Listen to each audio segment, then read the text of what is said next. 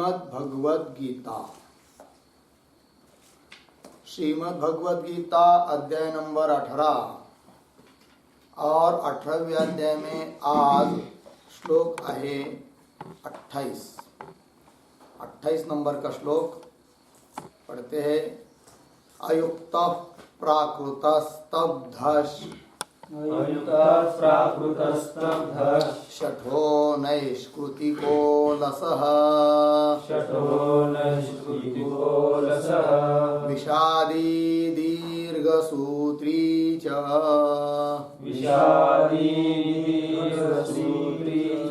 कर्ता तामस उच्यते।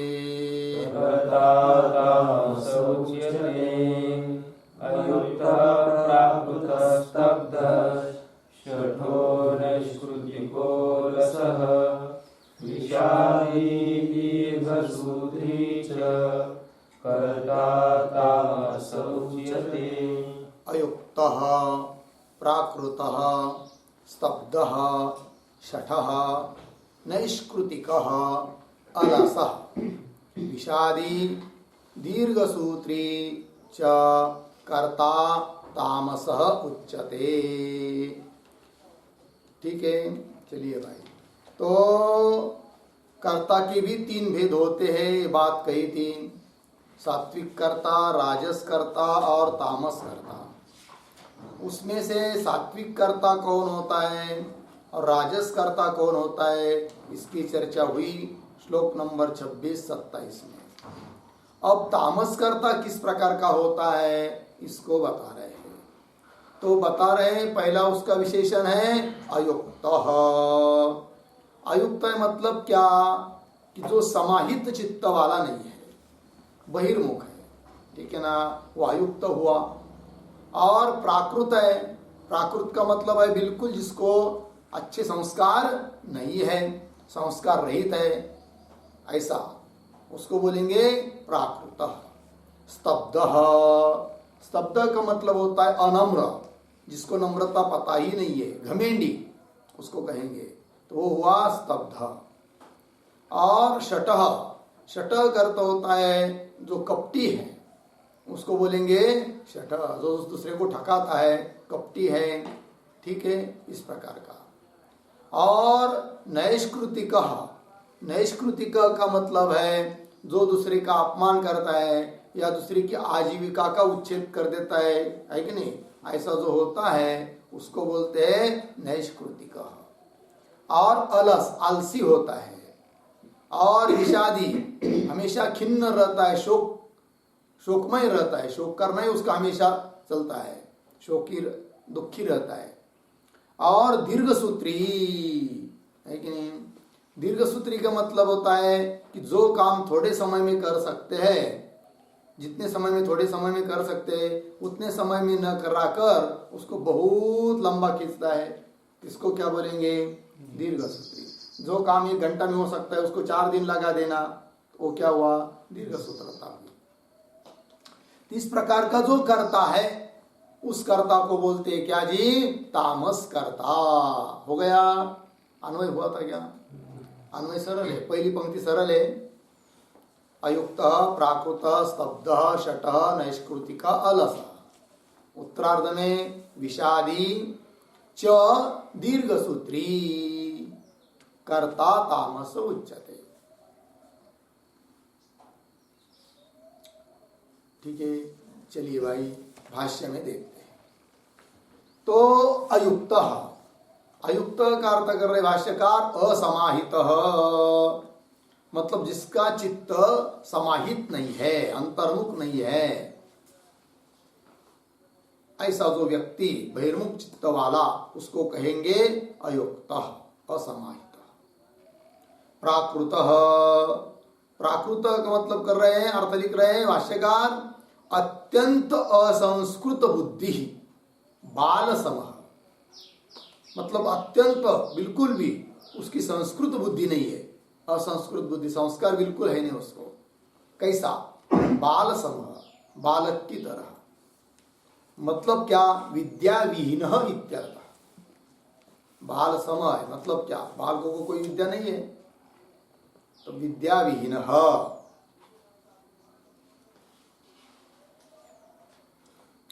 आगे स्तब्ध, स्तब्ध का अर्थ कर रहे दंडवत न नमति कस्मैचित। स्तब्ध, स्तब्ध मतलब कस्मैचित दंडवत न नमति, ठीक है ना। कस्मैचित मतलब पूज्याय, कोई पूज्य व्यक्ति हो, कस्मै में किसी भी, कस्मैचित का अर्थ होता है किसी भी के सामने, किसी के भी सामने वो नम्र नहीं होता है। मतलब पूज्य व्यक्ति के सामने नम्र होना चाहिए ना, तो उसके सामने भी वो क्या नहीं होता है, नम्र नहीं होता है। लेकिन कैसा होता है फिर, दंडवत, दंड मतलब लकड़ी, लकड़ी जैसी झुकती नहीं है, उस प्रकार वो किसी के भी सामने झुकता नहीं है। ऐसा जो होता है उसको बोलेंगे स्तब्ध। थोड़े एक शब्द में कहना उस स्तब्ध को, तो घमेंडी होता है, वो अहंकारी होता है बहुत ज्यादा। तो दंडवत न कस्मैचित दंडवत न नमति, ये लिखा है। तो दंडवत मतलब कैसा, एक वाक्य, स्तंभवत स्थितः, स्तंभवत स्थितः, पूर्ण विराम। यथा दंड अनम्रः सन अवतिष्ठते, यथा दंड अनम्रः सन एव, अनम्रः सन एव अवतिष्ठते,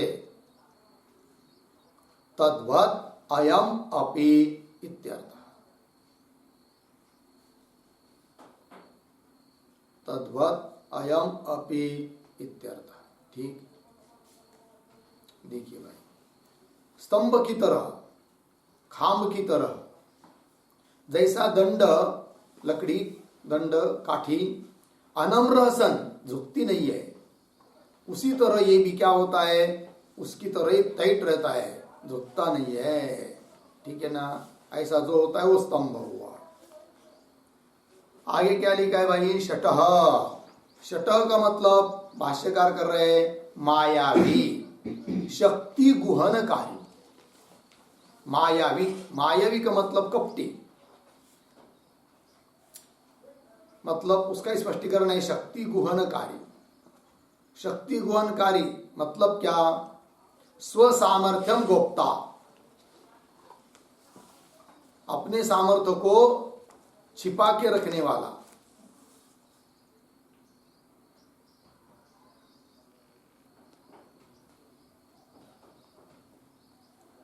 ठीक है जी, शक्ति गुहनकारी। समझ लीजिए कोई है, उसके पास सामर्थ्य है, कह दिया कि भाई ये काम कर सकते हैं क्या, कर कोई कर सकता है क्या, ऐसा प्रश्न कर दिया गुरु ने, और कर भी सकते बहुत सारे, लेकिन अपना सामर्थ्य बताता नहीं है, दिखाता नहीं है अपनी कला, तो उसको क्या कहेंगे, शक्ति गुहनकारी। अर्थात क्या हुआ, मायावी, अर्थात कपटी। ठीक है कि नहीं। तो चलिए भाई आगे, नैष्कृतिक, इसका अर्थ कर रहे हैं परवृत्ति छेदन पर, जो दूसरे की वृत्ति का छेदन करता है उसको बोलते हैं नैष्कृतिक। दूसरे की वृत्ति का छेदन करता है मतलब क्या, तो वृत्ति शब्द का अर्थ होता है आजीविका, ठीक है ना। तो दूसरे की आजीविका का नाश करने वाला, आजीविका मतलब उपजीविका का साधन, जीने का साधन। किसी का जीने का कोई साधन होगा अपना अपना, कोई व्यापार कर रहा है, धंधा कर रहा है, कोई कर रहा है, किंतु ये न के न प्रकार से उसका जो जीने का साधन है, आजीविका जिस उसकी है, उसको नष्ट कर देता है, उसको बोलेंगे क्या, नैष्कृतिक। और दूसरे शब्द में कहना हो तो परावमानी, परावमानी, दूसरे का अवमान करने वाला, बार बार अपमान करने वाला, उसको भी कहते हैं नैष्कृतिक। ठीक है जी। चलिए, अलसः, अलस का मतलब है अप्रवृत्तिशील कर्तव्येषु अपि, कैसा पढ़ेंगे? अलसः कर्तव्येषु अपि अप्रवृत्तिशील। ठीक, कर्तव्येषु मतलब जो कर्म कर्तव्य करने चाहिए उसके लिए विहित है, तो भी उन कर्तव्य कर्मों में भी जिसकी प्रवृत्ति नहीं होती है उसको बोलेंगे क्या? अलसः। प्रतिदिन पाठ को जाना चाहिए, ये कर्तव्य है, किंतु 2 दिन के बाद 1 दिन गायब हो जाना, 2 दिन आना, 1 दिन नहीं आना, तो इसको क्या बोलेंगे? अलसः। ठीक है कि नहीं? चलिए, कर्तव्येषु अपि अप्रवृत्तिशील। आगे लिखा है विषादी। विषादी का मतलब है विषाद अस्य अस्ति इति विषादी।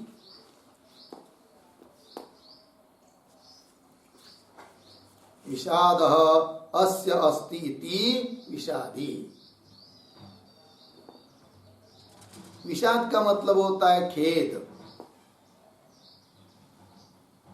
दुख, व्याकुलता। जिसके पास होती है उसको बोलते हैं विषादी।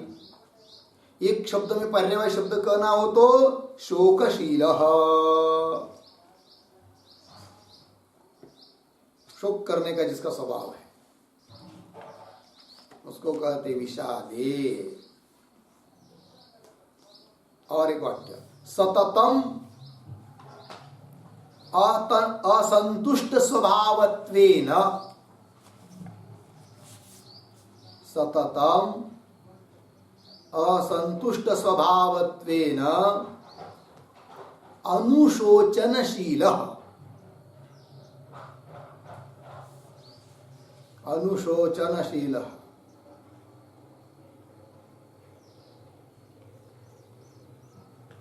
हमेशा असंतुष्ट रहता है, संतुष्ट समाधानी कभी नहीं रहता है। जो जिसका जीवन दूसरे के परोपकार के लिए होता है तो वो हमेशा संतुष्ट रहता है, और जो स्वार्थी होता है, परोपकार जानता भी नहीं है, दूसरे का हित चाहता नहीं है, वो हमेशा कैसा रहता है? असंतुष्ट चित्त रहता है, खिन्न रहता है, दुखी रहता है।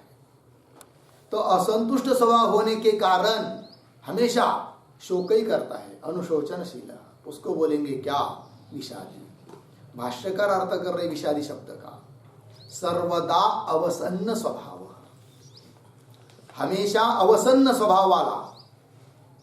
अवसन्न शब्द कर्त होता है खिन्न, खिन्न रहता है, दुखी रहता है, अंदर के अंदर व्याकुल रहता है, घुसमुसुकता रहता है अंदर के अंदर, उसको कहेंगे क्या? विषादी। चलिए, सर्वदा अवसन्न स्वभाव हो गया ना। इसकी विपरीत होना चाहिए, आदमी ने कैसा होना चाहिए? प्रसन्न चित्त, है कि नहीं? चलिए, ये सब तामस कर्ता के बारे में चल रहे हैं ना, आगे चलते हैं। दीर्घ सूत्री च, इसका अर्थ कर रहे भाष्यकार कर्तव्यानाम दीर्घ प्रसारण सर्वदा मंद स्वभाव, ये ना। कर्तव्याना मतलब जो कर्तव्य कर्म है उसको दीर्घ काल तक करते रहना, दीर्घ प्रसारण, अर्थात सर्वदा हमेशा मंद स्वभाव, मंद स्वभाव वाला। ठीक, मंद स्वभाव वाला मतलब कैसा? दीर्घ प्रसारण मतलब कैसा? तो स्पष्टीकरण कर रहे भाष्यकार, यद अद्य श्वः वा कर्तव्यम तद मासेन अपि न करोति यह च एवं भूतः कर्ता स तामस उच्यते। ठीक है, यद अद्य श्वः वा कर्तव्यम, जो कोई काम, छोटा मोटा काम आज क्या हो सकता है, ज्यादा से ज्यादा 2 दिन में हो सकता है, आज या कल। अद्य श्वः वा कर्तव्यम, तद उसको आज या कल 2 दिन में नहीं करेगा, या 1 दिन में नहीं करेगा, या 1 घंटे काम 1 घंटे में नहीं करेगा, फिर मासेन अपि न करोति, 1 महीना लगा देता है तो भी पूरा नहीं करता है, तो उसको क्या बोलेंगे? दीर्घ सूत्री। ठीक है जी। तो चलिए, यहां पर अभी एक मंद स्वभाव पद आया था, तो मंद स्वभाव मतलब कैसा होता है? तो एक वाक्य लिखेंगे, मंदः निरुद्यमः, मंदः निरुद्यमः स्वभावः यस्य, स्वभावः यस्य सः मंद स्वभावः।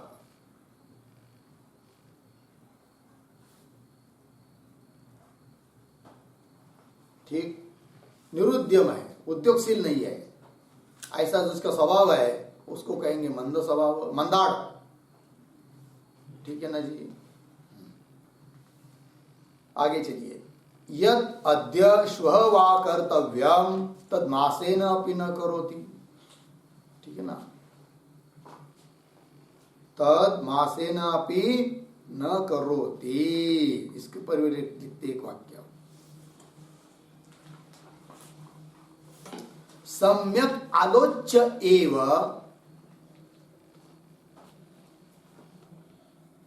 सम्यक आलोच्य एव यदा कर्तव्यम, यदा कर्तव्यम तत्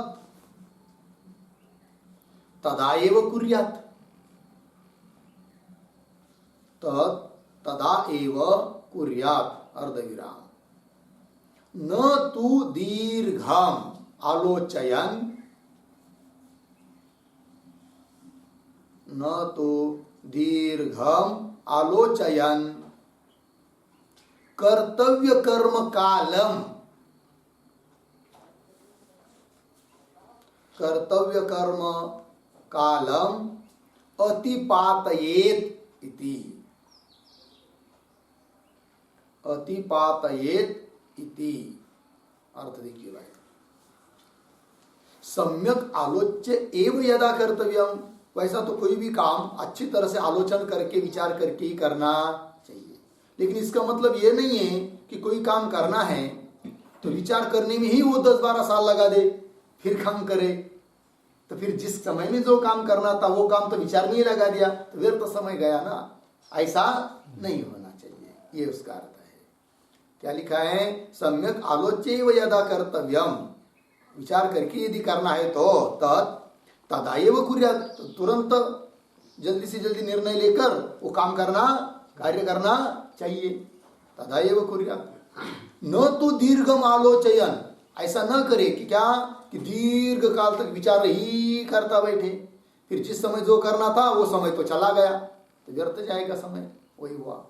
देखिए, न तो दीर्घम आलोचयन, दीर्घ आलोचन करता हुआ कर्तव्य कालम अतिपातयेत न अतिपातयेत, कर्तव्य कर्म का जो काल है उसको व्यर्थ नहीं जाने देना चाहिए।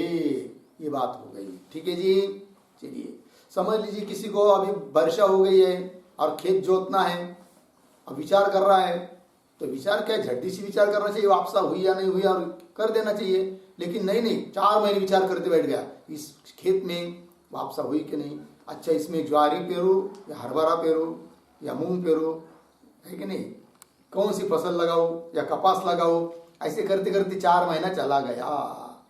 फिर ठंडी के दिन आए, दिवाली समाप्त हो गई, फिर उसको पेरने लग गया, खेत जोतने को लग गया। अब बताइए आएगा कोई फसल? नहीं आएगी। क्यों? विचार करके करना चाहिए, बात ठीक है देश काल परिस्थिति को लेकर, किंतु विचार करने में ही पूरा समय लगा दिया तो कर्म कब करेगा? तो गड़बड़ हो जाएगा, कुछ हाथ में नहीं लगेगा।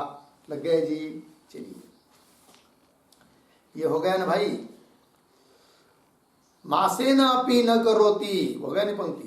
न अद्य श्वः वा कर्तव्यम तद मासेन अपि न करोति, ये हुआ याद।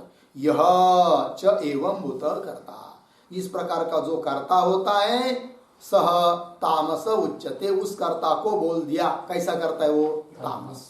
ये सब धर्म वाला, अयुक्त हो, प्राकृत, स्तब्धत्व, शठत्व, नैष्कृतिकत्व, अलसत्व, विषादित्व और दीर्घ सूत्रित्व, ये धर्म जिनमें है वो कर्ता तामस कर्ता हो गया भाई। आगे चलेंगे। अब कर्ता के भी 3 भेद हो गए। अब इस कर्म के पीछे 3 भेद बताए थे, ज्ञान के 3 भेद बताए थे, ये सब हुआ ना। अब बुद्धि और धृति, इनके भी 3 भेद बताने हैं, तो उसके बारे में लिख रहे भगवान।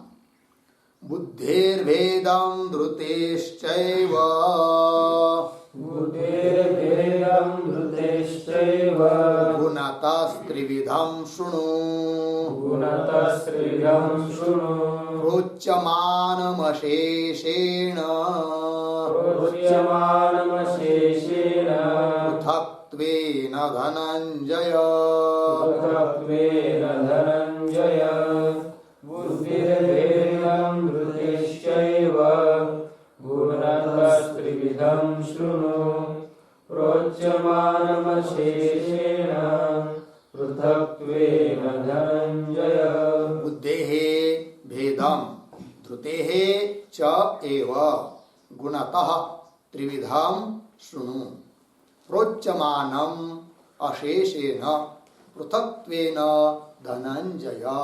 ठीक है जी, अन्वय। धनंजय, हे धनंजय, अशेषेण पृथक्त्वेन अशेषेण पृथक्त्वेन प्रोच्यमानम् बुद्धेः धृतेः च एव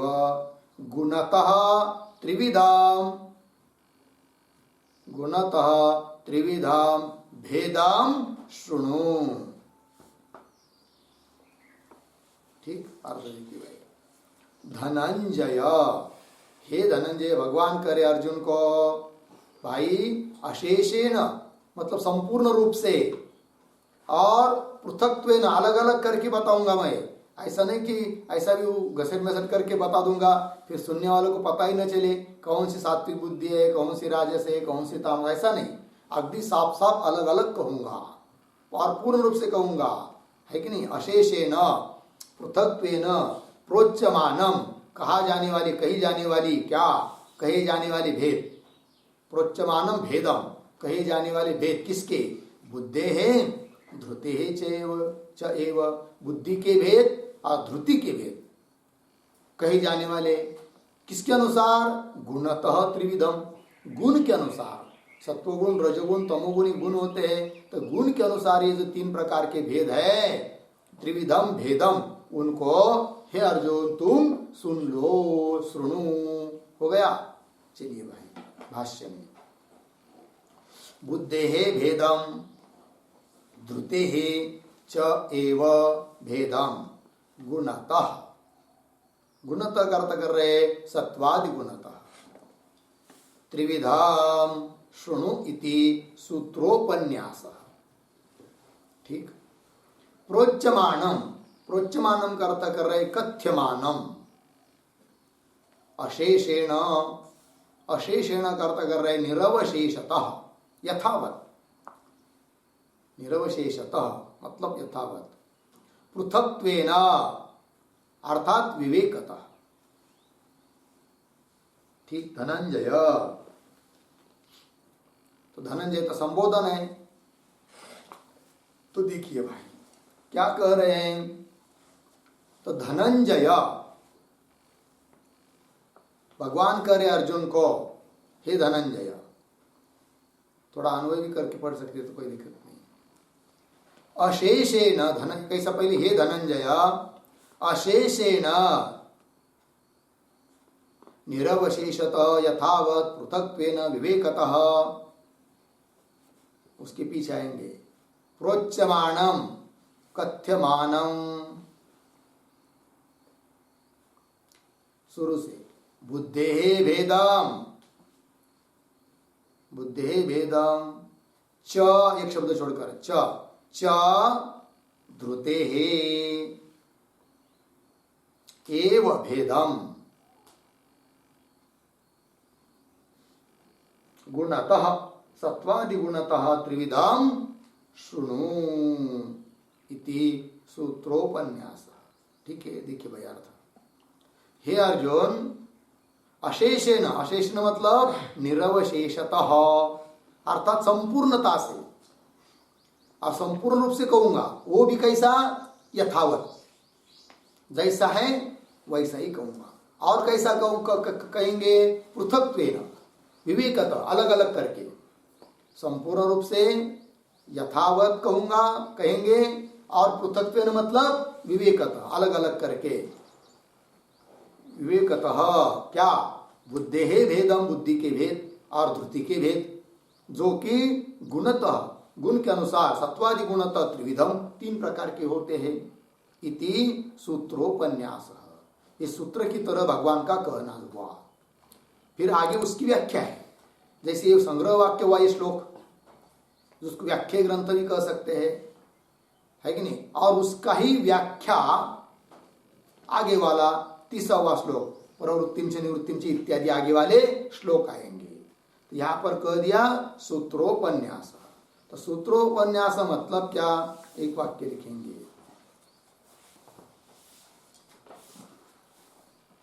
बुद्धि धृति ही च, बुद्धि धृति ही च गुणतः त्रिविधा इति, त्रिविधा इति इदम सूत्रभूतम वाक्यम इत्यर्थः। सूत्रभूतम वाक्यम इत्यर्थः। पूर्ण विराम। उद्धरण चिन्ह में प्रवृत्तिम च निवृत्तिम च, उद्धरण चिन्ह बंद, इत्यादि वक्ष्यमाण ग्रंथः तो, इत्यादि वक्ष्यमाण ग्रंथः तो तद्वृत्ति स्थानीयः इति भावः। तद्वृत्ति स्थानीयः इति भावः। ठीक, चलिए भाई, तो क्या कर रहे हैं? बुद्धि धृति च गुणतः त्रिविधा इति इदम। तो गुण, बुद्धि और धृति को गुण के अनुसार त्रिविधा, 3 प्रकार के है। इति इदम सूत्रभूतम वाक्यम, सूत्रोपन्यास मतलब सूत्रभूत वाक्य ये। और आगे का जो ग्रंथ है प्रवृत्तिम च निवृत्तिम च इत्यादि वक्ष्यमाण ग्रंथ, वो क्या हुआ? उस सूत्रभूत वाक्य की वृत्ति है, विस्तार, ऐसा समझिए। तद्वृत्ति स्थानीयम इत्यर्थ, मतलब उसको ही स्पष्ट करने के लिए आगे का ग्रंथ आ रहा है। ठीक है, चलिए भाष्य में धनंजय ये जो विशेषण दिया है अर्जुन के लिए, तो क्यों धनंजय बोल दिया? तो उसको लिख रहे हैं, दिग्विजये मानुषम दैवम च प्रभूतम धनम अजयत, तेन असौ धनंजय अर्जुन। ठीक, जब उन पांडवों को दिग्विजय करना था, लेकिन दिग्विजय मतलब वो यज्ञ किया था ना, राजस्व यज्ञ को कोई, और उसमें दिग्विजय मतलब सभी राजाओं को हमने जीत लिया है, सबसे हम बलाढ्य हैं, सार्वभौम राजा बन गए। इस बात को दिखाने के लिए जब चले थे अर्जुन घोड़ा लेकर, कोई आड़ेगा उसको तो फिर उसके साथ युद्ध, नहीं आड़ेगा शरणागत आएगा, तो इसका मतलब वो आपने अंकित हो गया। तो इसका मतलब क्या हुआ? दिग्विजय दिखाना। तो दिग्विजय के समय बहुत राजाओं के साथ युद्ध आदि करके क्या किया था? धन प्राप्त किया था। किसने? अर्जुन ने। इसलिए उसका नाम पड़ गया क्या? धनंजय, दिग्विजय। और वो कौन सा धन प्राप्त किया था? मानुषम दैवम च, है कि नहीं? मतलब मनुष्यों का और देवों का बहुत सारा धन, प्रभुतम, बहुत सारा धन, अजयत, जीत लिया था, प्राप्त कर लिया था। किसने? अर्जुन ने। इसलिए उसका नाम हुआ धनंजय।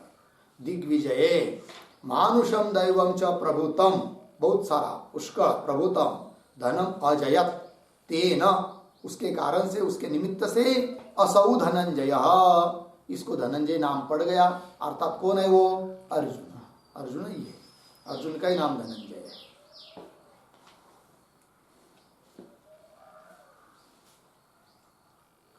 तो धनंजय ऐसा संबोधन अर्जुन के लिए जो दिया है, उसमें और भी कुछ अभिप्राय है भगवान का। तो क्या अभिप्राय है? लिखते हैं, धनंजय इति संबुद्धि, धनंजय इति संबुद्धि, यथा बाह्यान शत्रून् जित्वा यथा बाह्यान शत्रून् जित्वा त्वया धनं संपादितम्, त्वया धनं संपादितम्, तथा कामादीन अंतःशत्रून्, कामादीन अंतःशत्रून् अपि जित्वा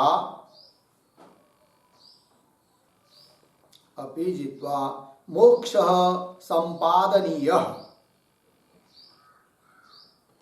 मोक्षः संपादनीयः इति अभिप्राय गर्भा संबुद्धि, इति अभिप्राय गर्भा संबुद्धि धनंजय इति, धनंजय इति। देखिए भैया,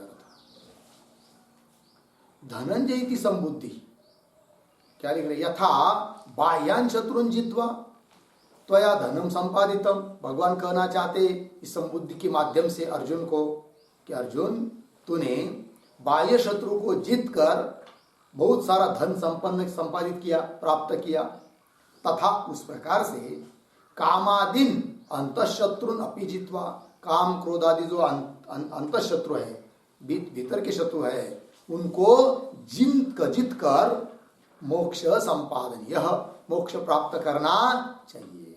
इस बात को द्योतित करने के लिए, मतलब इस प्रकार का अभिप्राय इस संबुद्धि में छिपा हुआ है, इसलिए इस संबुद्धि को बोल दिया अभिप्राय गर्भा।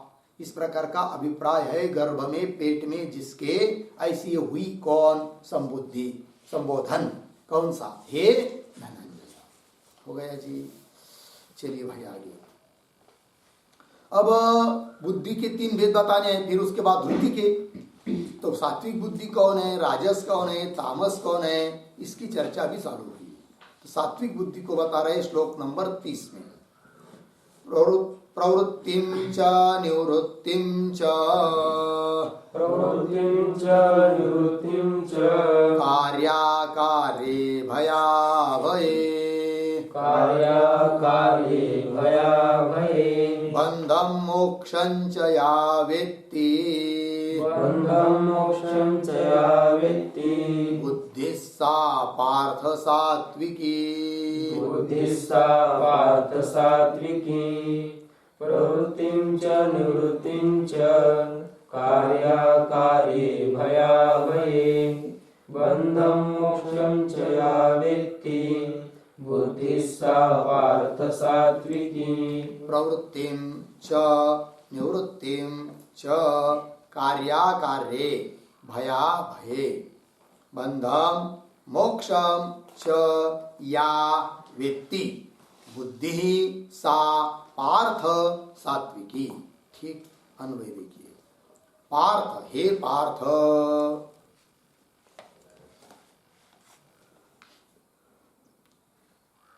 या बुद्धि, या बुद्धि, शुरू से प्रवृत्तिं च निवृत्तिं च, कार्याकार्ये भयाभये, बन्धं मोक्षं च वेत्ति, वेत्ति, सा सात्विकी, सा सात्विकी। ठीक है, देखिए भैया। हे पार्थ, हे अर्जुन, क्या भाई? कि या बुद्धि, जो बुद्धि, कैसी? प्रवृत्तिं च निवृत्तिं च, जो बुद्धि प्रवृत्ति को जानती है, निवृत्ति को जानती है, कार्य अकार्य, कार्य क्या है उसको भी जानती है, अकार्य क्या है उसको भी जानती है, भय क्या है, अभय क्या है, बंध क्या है, मोक्ष क्या है, और इनका सबका कारण क्या क्या है, है कि नहीं? भय का कारण क्या है, अभय का कारण क्या है, बंध का कारण क्या है, मोक्ष का कारण क्या है, क्या करना चाहिए क्या नहीं करना चाहिए, कार्य अकार्य, इन सभी बातों को जो बुद्धि जानती है तो सात्विकी, उस बुद्धि को बोलते हैं क्या जी? सात्विक बुद्धि। ठीक, देखिए भाष्य में चलेंगे। प्रवृत्तिम च, तो प्रवृत्तिम च ये प्रतीक है, तो प्रवृत्ति शब्द का अर्थ कर रहे, प्रवृत्ति प्रवर्तनाम बंध हेतु कर्म मार्ग, इतना अर्थ हुआ प्रवृत्ति शब्द का। वैसा प्रवृत्ति शब्द का शब्दशार्थ प्रवर्तनम इतना ही है, किंतु यहां पर अर्थ लेना है बंध हेतु कर्म मार्ग, बंधन के लिए कारणीभूत जो कर्म मार्ग है उसको लेंगे किस शब्द से? प्रवृत्ति शब्द से। प्रवृत्ति प्रवर्तनम बंध हेतु कर्म मार्ग, तो कर्म मार्ग बंधन के लिए कारण है। कर्म करेंगे तो जैसा कर्म करेंगे वैसा ही क्या उस कर्म का फल भोगने के लिए जन्म लेना पड़ेगा। पाप रहेगा तो नरक में, पुण्य रहेगा तो स्वर्ग में, लेकिन जन्म तो लेना पड़ेगा। फिर जन्म लिया मतलब क्या हुआ? बंधन आ गया। तो बंधन के लिए, संसार के लिए कारण है कौन? कर्म।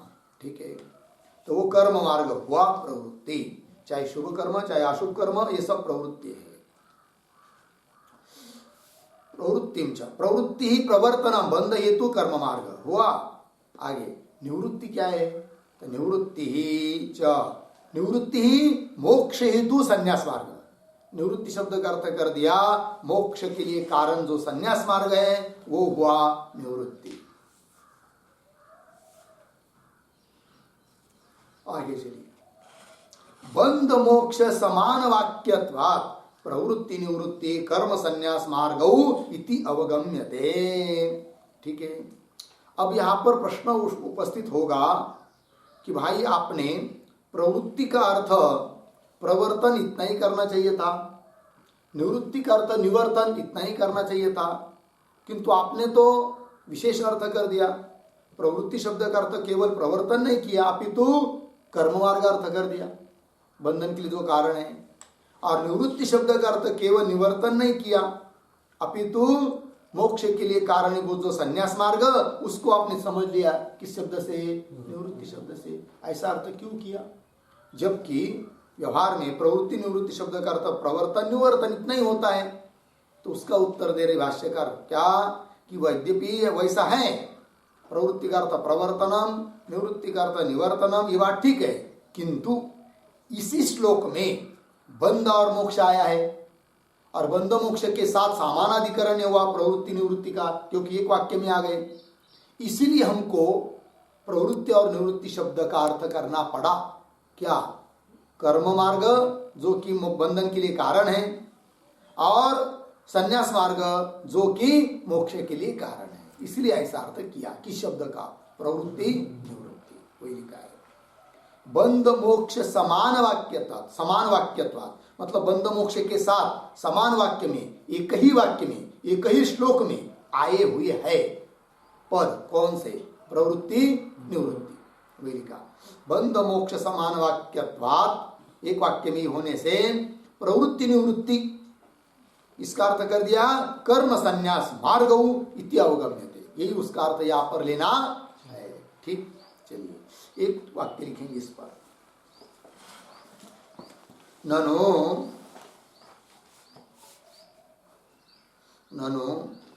प्रवृत्ति प्रवर्तनम,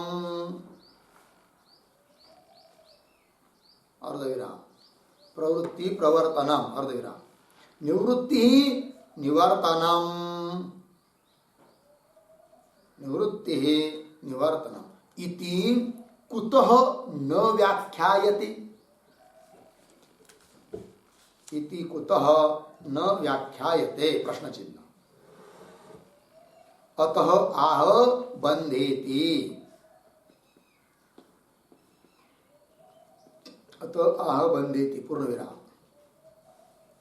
बंधम मोक्षम च या वेत्ति इति,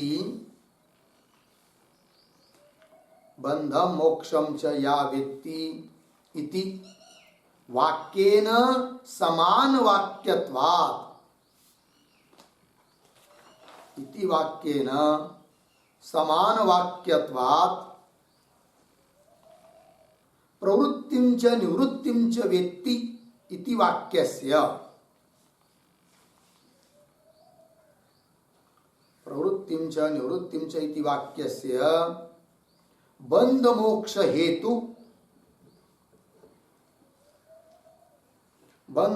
हेतु कर्म संन्यास मार्ग परत्वम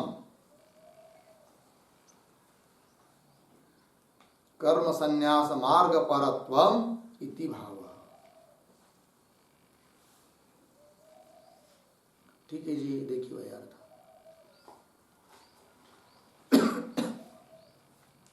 ननु पूर्व पक्षी बोल रहा है कि प्रवृत्ति का मतलब प्रवर्तनम, निवृत्ति का मतलब निवर्तनम इति कुतः न व्याख्यायति, इतना ही अर्थ क्यों नहीं करते उन शब्दों का? तो उत्तर दिया भाष्यकार ने बंध मोक्ष समान वाक्यत्वात्, इस पंक्ति से उसको लिख रहे हैं बंधम मोक्षम च या व्यक्ति इति वाक्येन समान वाक्यत्वात्, इस वाक्य के साथ समान वाक्य मतलब एक ही वाक्य में हुआ वाक्यत्वात्, है कि नहीं? क्योंकि ये सब एक ही वाक्य है, श्लोक मतलब, है कि नहीं? क्यों? कि क्रियापद एक ही है ना, यहाँ पर दो क्रियापद थोड़ी है, एक क्रियापद आया तो वाक्य पूरा हो जाता है। यहाँ पर व्यक्ति एक ही है, तो एक ही वाक्य में सब आए, सब प्रवृत्ति निवृत्ति बंध मोक्ष, वही प्रवृत्तिं च निवृत्तिं च व्यक्ति इति वाक्यस्य, है कि नहीं? समान वाक्य है, एक ही वाक्य है, किसका किसका?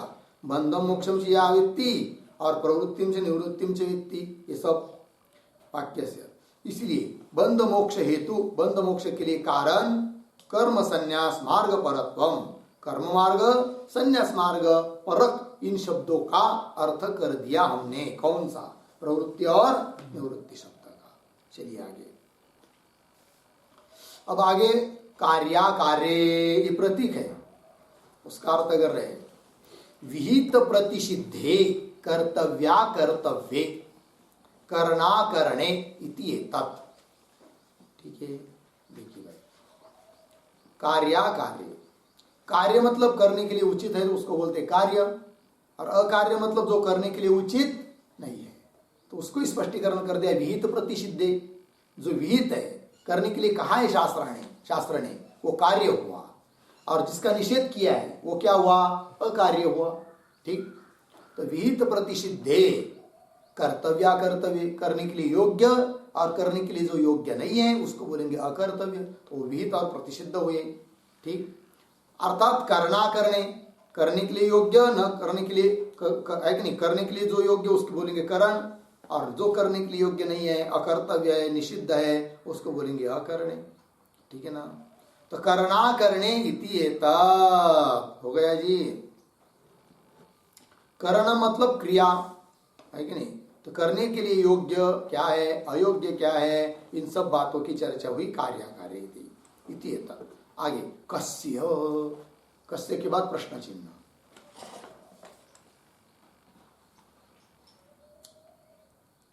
अब पीछे शब्द आया ना करना करने, तो प्रश्न कर दिया कस्य, किसका करना और न करना भाई, ऐसा प्रश्न पूछा जा रहा है किस शब्द से? कस्य, है कि नहीं? लिखिए वाक्य, कस्य इमे करणाकरणे इति पृच्छति। कस्य इमे करणाकरणे इति पृच्छति, कस्य इति।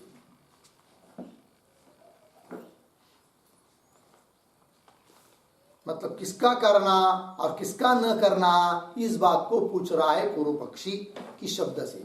कस्य। उत्तर दे रहे देश कालाद्यपेक्षया दृष्टादृष्टार्थानाम कर्मणाम।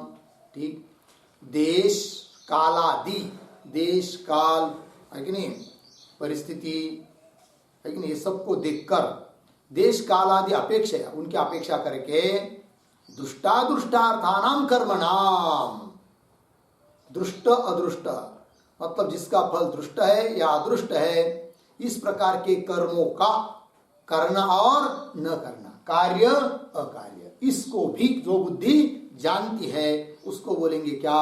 सात्विक बुद्धि। ठीक है, हो गया ना? तो एक वाक्य लिखेंगे इस पर, दृष्टादृष्टार्थानाम कर्मणाम, ये आया है ना? यस्मिन् देशे यस्मिन् काले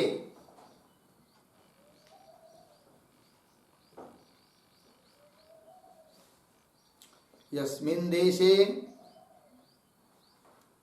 यस्मिन् काले येषां कर्मणां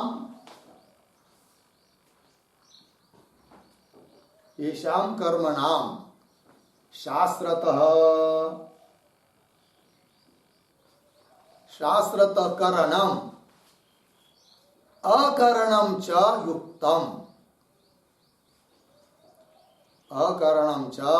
युक्तम् तत्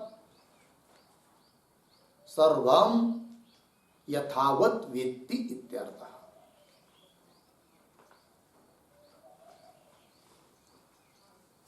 यथावत् वेत्ति इत्यर्थः। ठीक है, चलिए भाई। यस्मिन् देशे यस्मिन् काले, जिस देश में, जिस काल में, जिस कर्म को शास्त्र के अनुसार करना चाहिए और नहीं करना चाहिए, करणम अकरणम च युक्तम तत्सर्वम, उस सब बातों को जो बुद्धि यथावत जानती है उसको बोलेंगे सात्विक बुद्धि। ठीक है ना। कोई भी काम करते समय इन सभी बातों का विचार करना पड़ता है। कौन सा देश है, कौन सा काल चल रहा है, कौन कर्म है, करने वाला कौन मैं हूँ, इस कर्म का फल क्या है, शास्त्र ने करने के लिए कहा है या नहीं कहा है, इन सब बातों का विचार करके ही क्या होना चाहिए, कर्म अकर्म होता है। ठीक है, चलिए भाष्य में उसके बाद आ रहे भया भये।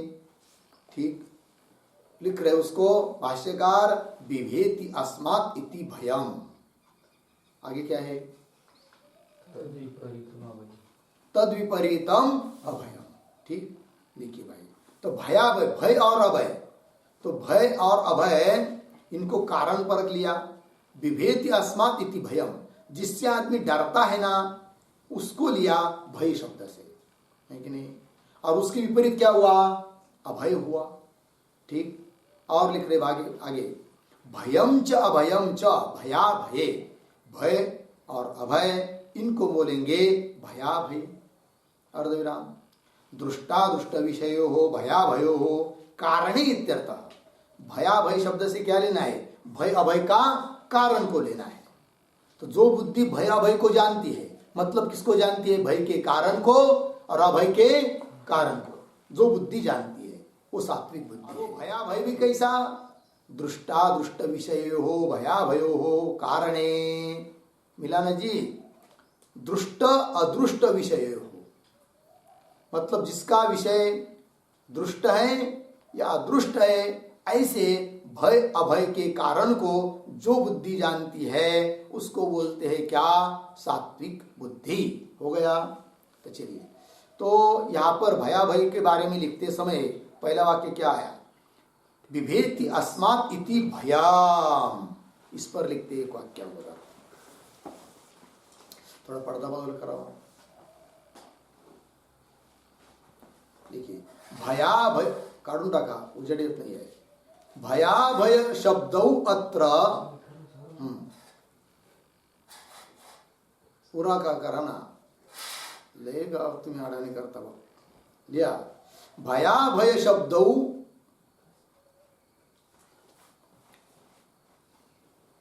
भया भय शब्दौ अत्र न धर्मपरौ,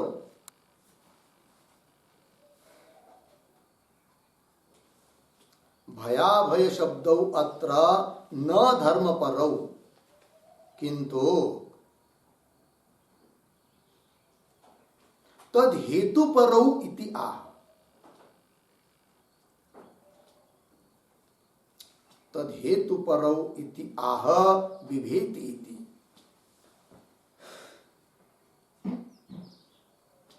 पूर्णविराम।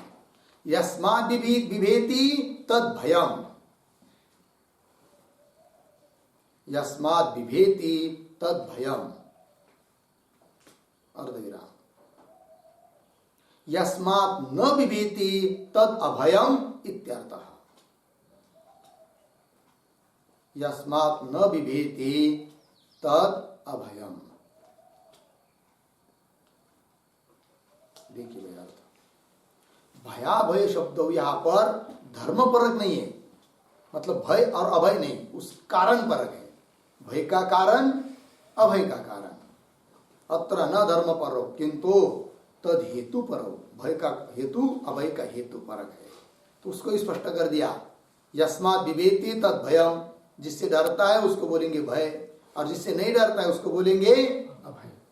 चलिए आगे उसी भाष्य में चलिए, भया भय विवेति अस्मात् इति भयम, है कि नहीं। जैसे चोर आदि से भी डरता है आदमी, तो यहाँ पर भय शब्द से कौन लेंगे, चोर, सर्प, है कि नहीं, बाघ, ये हुआ भय, क्योंकि उससे डरता है। ठीक है। और ससा लिया, हरण लिया, उससे डरता है क्या, नहीं, तो क्या हुआ, अभय। चलिए, विवेति अस्मात् इति भयम तद विपरीतम अभयम। आगे, भयम च अभयम च भयाभय दृष्टादृष्ट विषयो हो भयाभयो। दृष्टादृष्ट विषयो ये क्या है भाई, तो लिखते इस पर,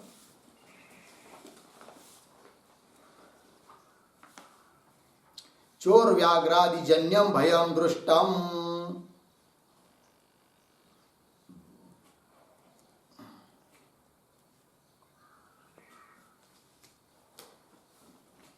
चोर व्याघ्रादि जन्यम भयम दृष्टम, अर्धविराम। नरकादि जन्यम तो, नरकादि जन्यम तो अदृष्टम।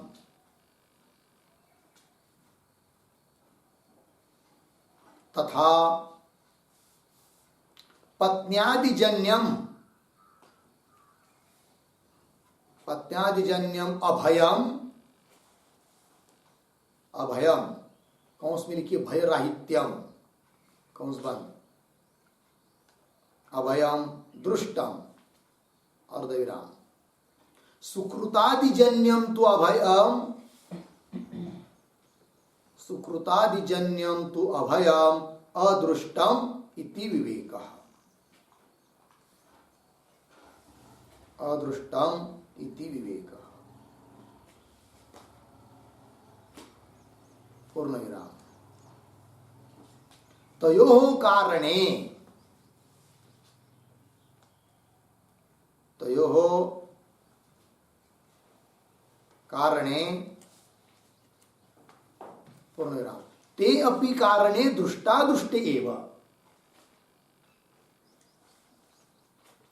ते अपि कारणे दृष्टादृष्टे एव।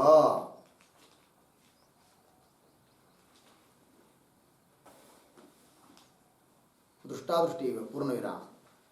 दृष्ट भय हेतु हो, दृष्ट भय हेतु हो चोर व्याघ्रादेः, चोर व्याघ्रादेः दृष्ट कारणत्वात्, दृष्ट कारणत्वात्। अदृष्ट भय हेतु हो नरकादेः, अदृष्ट भय हेतु हो नरकादेः अदृष्ट भय कारणत्वात्, अदृष्ट भय कारणत्वाच्च, पूर्णविराम। एवं, एवं दृष्ट अभय हेतु हो, दृष्ट अभय हेतु हो पुत्र मित्रादेः, पुत्र मित्रादेः दृष्ट कारण, कारण दृष्ट कारणत्वात्, दृष्ट कारणत्वात्।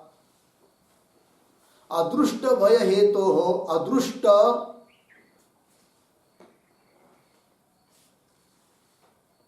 अदृष्ट भय हेतु हो सुकृतादेः अदृष्टा भय कारणत्वात्, अदृष्टा भय कारणत्वाच्च। तदेवं भयाभये, तदेवं भयाभये या व्यक्ति, या व्यक्ति इति अस्य दृष्टादृष्ट भयाभय कारणे, दृष्टादृष्ट भयाभय कारणे या वेत्ति इत्यर्थः फलितः, या वेत्ति इत्यर्थः फलितः। पूर्णविराम। यथाश्रुतार्थे तो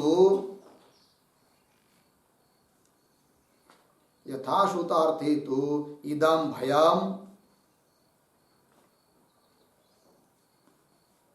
इदम् अभयम्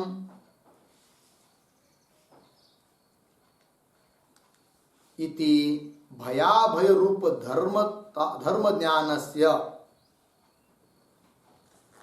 भयाभय रूप धर्म ज्ञानस्य सर्वसाधारणत्वेन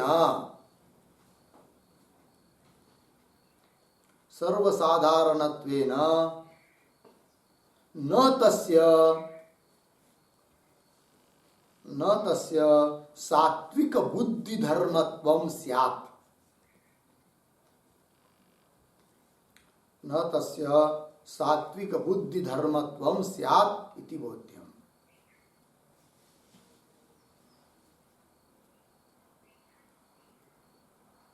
ठीक, देखिए भैया क्या कह रहे हैं। चोर व्याघ्रादिजन्यम भयम दृष्टम। देखिए भाई, चार शब्द अपने पास, भय अभय दो हुई, और भय का कारण अभय का कारण, ये दो हुई। मतलब भय अभय और उसके कारण। अब दृष्टादृष्ट शब्द दोनों तरफ लगाने हैं, भय भी और अभय भी, दृष्ट अदृष्ट, और उसका कारण, भय का कारण अभय का कारण, वो भी दृष्ट अदृष्ट। इन सबको जो बुद्धि जानती है उसको बोलेंगे क्या? सात्विक बुद्धि। अब जानना यह है कि दृष्ट भय कौन सा और दृष्ट अभय कौन सा, अदृष्ट भय कौन सा, अदृष्ट अभय कौन सा, दृष्ट भय का कारण कौन सा, दृष्ट अभय का कारण कौन सा, अदृष्ट जो दिखाई नहीं देता है ऐसे अभय का कारण कौन है, और अदृष्ट है कि नहीं भय का कारण कौन। इन सब बातों को लिख दिया यहां पर। देखिए, चोर व्याघ्रादिजन्यम भयम दृष्टम। तो चोर व्याघ्रादि से उत्पन्न जो भय है वो कैसा भय हुआ? दृष्ट भय के बारे में, दृष्ट भय, कारण नहीं लिया उसका, भय। तो चोर व्याघ्रादि से उत्पन्न समझ लीजिए भय, तो क्या हुआ? भय दृष्ट भय है। और नरकादिजन्यम तो अदृष्ट, अदृष्ट भय है। ठीक है, तो भय के बारे में हुआ ना, दृष्ट भय अदृष्ट भय। अब देखिए आगे, तथा पत्न्यादिजन्यम अभयम। अब अभय के बारे में बता रहे, भय हुआ, अब अभय दृष्ट कौन सा, अदृष्ट कौन सा। तो देखिए, पत्न्यादिजन्यम अभयम, अभय मतलब भयराहित्य, दृष्टम, पत्नी से किसी को डर थोड़ी लगती है, तो अभय है, तो कैसा हुआ वो? अभयम दृष्ट हुआ ना, पत्न्यादिजन्यम अभयम दृष्टम। ठीक, सुकृतादिजन्यम अभयम, पुण्य संपादन कर लिया और उससे जो अभय मिलने वाला है वो कैसा है? अदृष्ट है। तो सुकृतादिजन्यम तो अभयम अदृष्टम इति विवेक। तो ये दृष्टादृष्ट बताए, लेकिन कौन बताए, क्या बताया? दृष्टादृष्ट भय और अभय बताया, उनके कारण नहीं। अब आगे कारण, तो यो हो कारणे। अब उनका कारण, भय का कारण और अभय का कारण, ते अपि कारणे दृष्टादृष्ट। उन भय अभय का कारण भी कैसा लेना? दृष्ट और अदृष्ट। तो उसको स्पष्टीकरण कर रहे हैं। क्या लिखा है आगे? दुष्ट भय हेतु हो चोर व्याघ्रादे। अब दुष्ट भय के लिए कारण, कारण भय का कारण, दुष्ट भय का कारण कौन? चोर व्याघ्रादि। तो वो क्या हुआ? दुष्ट कारण हुआ। तो दुष्ट भय हेतु हो, दुष्ट भय हेतु चोर व्याघ्रादे दुष्ट कारणत्वा। और अदृष्ट भय हेतु नरकादे। अदृष्ट भय कौन बताया था? नरक। और उसके लिए कारण कौन? अदृष्ट भय कारणत्वा, है कि नहीं? अदृष्ट भय हेतु हो नरकादे है कि नहीं? अदृष्ट भय का कारण जो नरकादिक है वो क्या है जी? अदृष्ट भय कारणत्वाच, वो अदृष्ट भय का कारण है। ठीक है ना? या कोई बुरा कर्म करना, ये भी क्या है, अदृष्ट भय का कारण है। आगे एवं दुष्टाभय हेतु हो पुत्र मित्रादि है, तो दुष्टाभय बताया था, उसका कारण कौन, पुत्र मित्रादि है कि नहीं। दुष्ट कारण क्या है, दुष्ट कारणत्वा, दुष्ट कारण होने से है कि नहीं, तो दुष्ट कारण हुआ। और अदृष्ट भय है तो सुकृतादे है, अदृष्ट भय का अभय, अभय चाहिए, अदृष्टा भय हेतु हो, अदृष्ट भय के लिए कारण कौन, सुकृतादे है, ये क्या हुआ, अदृष्ट भय का कारण हुआ। ठीक, तदेवं भया भय या व्यक्ति, इस प्रकार से भय अभय और भय अभय का कारण जो कि दृष्ट और अदृष्ट दो दो रूप से है, वो सब भया भय या व्यक्ति इति अस्य, इसका तात्पर्य क्या होगा फिर, जो श्लोक में पद आया है भया भय या व्यक्ति, इसका अर्थ होगा दृष्टादृष्ट भया भय कारणे, दृष्ट और अदृष्ट जो भय और अभय उसके जो कारण, उन कारण को या व्यक्ति जो बुद्धि जानती है इति फलितार्थ। ठीक है ना। तो श्लोक में क्या आया था, भया भये या व्यक्ति, भय अभय को जो बुद्धि जानती है, इसका अर्थ क्या लिया, भय और अभय का जो कारण, चाहे वो दृष्ट कारण हो चाहे अदृष्ट कारण हो, भय और अभय का, उनको जो बुद्धि जानती है वह हुई क्या, सात्विक बुद्धि है कि नहीं। यदि अगर पुण्यात्मक कर्म करेंगे तो वो क्या, अदृष्ट अभय के लिए कारण है कि नहीं। इस प्रकार से सभी चीजों को जो बुद्धि जानती है उसको बोलेंगे क्या, सात्विक बुद्धि। ऐसा अर्थ कर दिया है कारण पर उत्पत्ति लगाकर। यदि ऐसा नहीं करते तो क्या होता, यथा श्रुतार्थे केवल भय अभय को जो बुद्धि जानती है इतना ही अर्थ करते, उसको सात्विक बुद्धि कहते, तो गड़बड़ होती फिर। क्यों कि भय अभय को तो सब लोग सामान्य रूप से जानते ही है, फिर सबकी बुद्धि बोलना पड़ेगी क्या, सात्विक, तो ऐसा तो है नहीं है।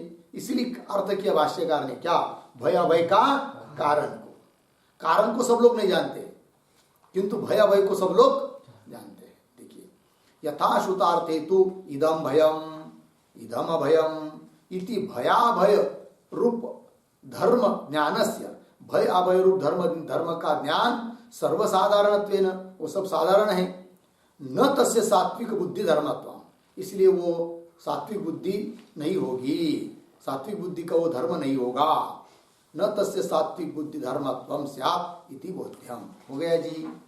चलिए भाई भाष्य में, भयम च भयाभये दृष्टादृष्ट विषयो हो भयाभयो कारणे, दृष्टादृष्ट विषयो भयाभयो कारणे, दृष्ट भय अदृष्ट भय और उनके कारण भी, दृष्ट कारण अदृष्ट कारण, इनको जो बुद्धि जानती है उसको बोलेंगे सात्विक बुद्धि। ठीक, आगे चलते हैं। आगे पद आया श्लोक में बंधम मोक्षम च, तो उसके बारे में लिख रहे, बंधम मतलब सहेतुकम बंधम, केवल बंधन को नहीं, बंधन और बंधन के कारण को जो बुद्धि जानती है। ठीक, और मोक्षम च सहेतुकम, केवल मोक्ष को नहीं, मोक्ष और मोक्ष का कारण को जो बुद्धि जानती है उसको बोलेंगे क्या, सात्विक बुद्धि। वही लिखा है बंधम सहेतुकम मोक्षम च सहेतुकम या व्यक्ति, जो बुद्धि जानती, व्यक्ति मतलब विजानाति, जानती है, बुद्धि सा पार्थ सात्विकी, हे पार्थ सा बुद्धि सात्विकी, उस बुद्धि को बोलते हैं सात्विक बुद्धि। हो गया जी, हो गया ना इतना सब। तो यहां पर लिखा है सहेतुकम बंधम सहेतुकम मोक्षम, लिखते इस पर थोड़ा,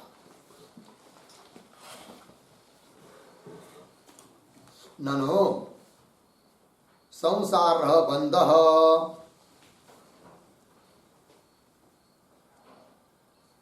संसार बंध अर्धविराम तदाभाव मोक्ष, तदाभाव मोक्ष इति सर्वसामान्यम एव ज्ञानम, इति सर्वसामान्यम एव ज्ञानम, अतः आह अतः आह सहेतुकम इति। सहेतुकम इति पूर्ण विराम। अविद्या रागादय बंध हेतवः। अविद्या रागादय बंध हेतवः अर्धविराम। भक्ति ज्ञानादय मोक्ष हेतवः।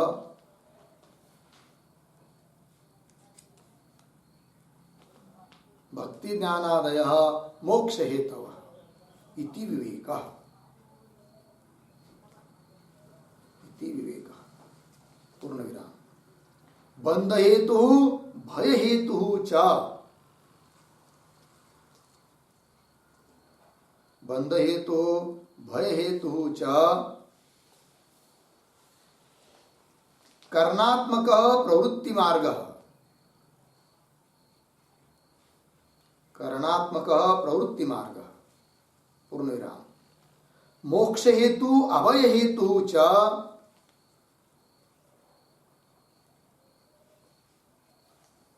मोक्ष हेतु अभय हेतु च अकर्णात्मक निवृत्ति मार्ग। अकर्णात्मक निवृत्ति मार्ग। इति या वेत्ति बुद्धि। इति या वेत्ति सा बुद्धि। इति या वेत्ति सा बुद्धि सात्विकी इति परमार्थः। सात्विकी इति परमार्थः पूर्ण विराम। यद्वा यद्वा अयं प्रवृत्ति मार्गः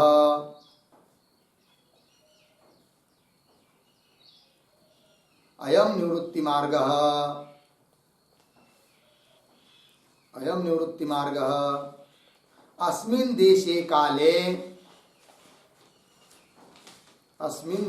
काले अस्य कर्मणः करणं श्रेयः। अस्य कर्मणः करणं श्रेयः अर्धविराम। अस्य अकरणं श्रेयः। अस्य अकरणं श्रेयः अर्धविराम। इदम अभय कारणम। इदम अभय कारणम। इदम भय कारणम। अयम बंध हेतु। अयम बंध हेतु। अयम मोक्ष हेतु। अयम मोक्ष हेतु। अयम बंधः। अयम बंधः। अयम एव मोक्षः। अयम एव मोक्ष इति प्रवृत्त्यादीन् यथावत् वेत्ति सा बुद्धिः सात्विकी इति। सा बुद्धि सात्विकी इति। ठीक है जी। देखिए भाई अर्थ। ननु संसार बंध तद अभाव मोक्ष इति सर्वसामान्यमेव ज्ञानम। ये तो सर्वसामान्य ज्ञान हुआ। आपने क्या कहा कि बंध मोक्ष इन सभी बातों को जो बुद्धि जानती है उसको क्या बोलते हैं? सात्विक। पूर्व पक्षी इस पर कर रहा है, इसमें क्या सात्विकता है? ये तो सामान्य बात हुई कि संसार हाँ बंध है और संसार का अभाव मोक्ष है। ये तो सामान्य बात है, हर कोई जानता है। तो कैसा आप कह रहे हो इसको जो जानती है उसको सात्विक बुद्धि बोलते करके? तो उत्तर दिया भाष्यकार ने, केवल बंध मोक्ष नहीं लेना भाई। इसलिए भाष्य में लिखा है ना, बंधम सहेतुकम मोक्षम सहेतुकम। मतलब बंध मोक्ष को तो सामान्य रूप से सब लोग जान रहे, थोड़े थोड़े बहुत रूप से, किंतु उसके कारण को नहीं जान रहे ना। तो उसके कारण को जो जानती है उसको हम कहेंगे क्या? सात्विक बुद्धि। तो वही लिखा है सामान्य सर्वसामान्यम एवं ज्ञानम अतः आह सहेतुकम इति। तो उसको स्पष्टीकरण कर रहे अभी। अविद्या रागादय बंध हेतव। अविद्या रागादि के बंधन के लिए कारण है। भक्ति ज्ञानादि मोक्ष के लिए कारण है। ये विवेक हुआ, अलग अलग बात हुई। बंध हेतु भय हेतु च, करणात्मक प्रवृत्ति मार्ग, बंध के लिए और भय के लिए कारण कौन? जो करना स्वरूप है, करना पड़ता है, वो हुआ प्रवृत्ति मार्ग। तो प्रवृत्ति मार्ग हुआ बंध के लिए कारण, भय के लिए कारण। बंधन क्यों होता है? जब आदमी प्रवृत्ति मार्ग में है। भय क्यों होता है? जब प्रवृत्ति मार्ग है। प्रवृत्ति मार्ग मतलब वही कर्म मार्ग। कर्म करेंगे तो अदृष्ट उत्पन्न होगा, भोगने के लिए अन्य अन्य जन्म लेना पड़ेगा। तो और द्वैत रहा तो द्वैता द्वै भयम भवति, तो भय के लिए कारण है वो कौन? और प्रवृत्ति मार्ग है कि नहीं, वही बंधन के लिए कारण है। तो वही लिखा बंध हेतु भय हेतु च करणात्मक प्रवृत्ति मार्ग, और मोक्ष हेतु अभय हेतु च अकरणात्मक निवृत्ति मार्ग। और मोक्ष के लिए कारण और अभय के लिए कारण कौन है? निवृत्ति मार्ग है, उसमें कुछ विशेष करना पड़ता नहीं है। ये क्या हुआ फिर? निवृत्ति मार्ग हुआ, अकरणात्मक। इति या व्यक्ति, इस प्रकार से जो बुद्धि जानती है, सा बुद्धि सात्विकी इति परमार्थ, वो बुद्धि सात्विक हुई। एक अर्थ हुआ। क्यों हुआ? दूसरा अर्थ कर रहे यद्वा, जो बुद्धि इस प्रकार से साफ साफ जान रही है, अयम प्रवृत्ति मार्ग, ये प्रवृत्ति मार्ग है, ये निवृत्ति मार्ग है ना। और अस्मिन देशे काल्य अस्य कर्मण करणम श्रेय, इस देश इस काल में इस कर्म को करना कल्याणकारक है, इस प्रकार से जो बुद्धि जान रही है। और अस्य अकरणम श्रेय, इस देश में इस काल में ये काम नहीं करना चाहिए, इस प्रकार से जो बुद्धि जान रही है, अस्य अकरणम श्रेय। ठीक। और इदम भय कारण, ये भय का कारण है, ये अभय का कारण है। अयम बंध, ये बंध हेतु है, ये मोक्ष के लिए कारण है, और ये बंध है और ये मोक्ष है। इस प्रकार से प्रवृत्त्यादिकों को यथावत यथार्थ रूप से जो बुद्धि जानती है, उस बुद्धि को बोलते हैं क्या? सात्विक बुद्धि। हो गया जी भाष्य में। बंधम सहेतुकम मोक्षम च सहेतुकम या वेत्ति, वेत्ति मतलब विजानाति, सा बुद्धि ही, हे पार्थ, सा बुद्धि सात्विकी, उस बुद्धि को बोलेंगे क्या? वो कौन सी बुद्धि? वो सात्विक बुद्धि हुई। हो गया जी आगे। तत्र ज्ञानम बुद्धि वृत्ति, अर्धविराम, बुद्धि तो वृत्तिमति, पूर्ण विराम। धृति अपि वृत्ति विशेष एव बुद्धे, धृति अपि बुद्धे वृत्ति विशेष एव,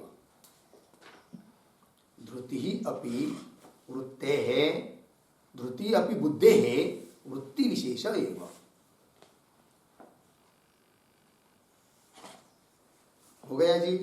चलिए भाई, तो अब यहां पर किसी सात्विक बुद्धि का विवेचन पूरा हुआ।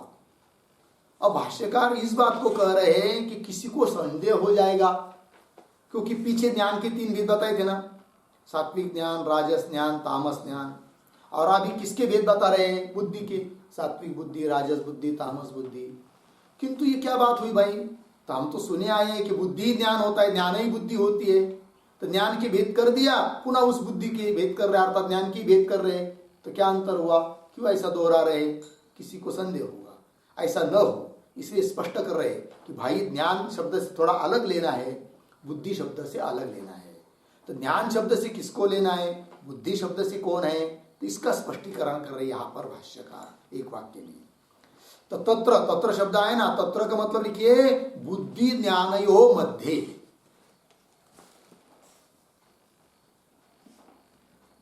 बुद्धि ज्ञानयो मध्य, बुद्धि और ज्ञान दोनों के बीच में। तो ज्ञान का है क्या है वो बता रहे भाष्य में। तत्र ज्ञानम बुद्धि वृत्ति, बुद्धि का वृत्ति विशेष वो हुआ ज्ञान। समझ में आया? बुद्धि मतलब जैसे अंतकरण लीजिए, और अंतकरण का परिणाम विशेष वो उसको लेंगे क्या? ज्ञान। बुद्धि का आकार विशेष वो हुआ ज्ञान। फिर परिणाम रूप जो है वो बुद्धि हुई, ये ज्ञान हुआ। और जो जिसका परिणाम है वो क्या हुई? बुद्धि, उपाधि, अंतकरण। तो अलग अलग हुआ कि नहीं? है कि नहीं? चलिए, तत्र ज्ञानम बुद्धे वृत्ति, बुद्धि है वृत्ति ज्ञानम, अर्धविराम। अब क्योंकि बुद्धि कैसी होती है भाई? बुद्धि तो वृत्तिमती, वृत्तिमती बुद्धि ही, वृत्ति वाली ही होती है। कौन? बुद्धि, मतलब उसका परिणाम होता ही है।